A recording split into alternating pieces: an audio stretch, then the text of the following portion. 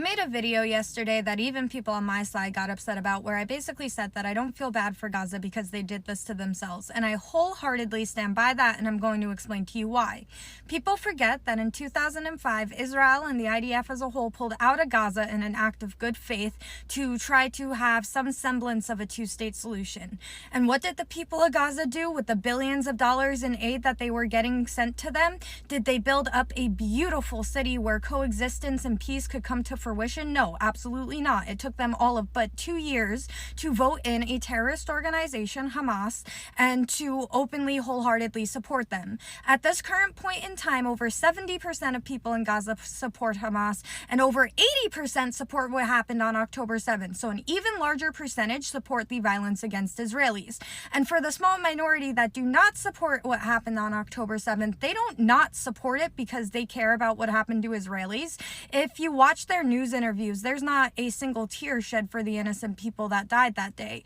What they're upset about is the consequences that they're facing. So they have no empathy for the other side. The only ones who are against it because of the consequences to them and only them.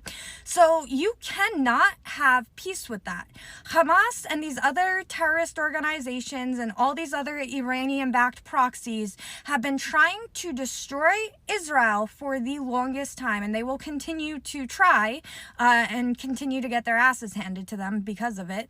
But you can't feel bad for people who are consistently choosing to try to unalive your people, because let me make this clear, it doesn't matter how pro-peace you are, they do not care. Shawnee Luke refused IDF service because of how pro-peace she was. There were plenty of people that were living in these kibbutz that had spent their whole lives working towards a two-state solution, working towards peace, helping these people, and they slaughtered them all the same. So the same way, no, I do not feel bad for a German civilian who supported the Nazis during World War II. I don't feel bad for a civilian who supported Hamas. On top of the fact that their civilians were the ones parading these bodies around, spitting on them, hitting them. There were over 40 hostages taken by civilians who were then sold to Hamas.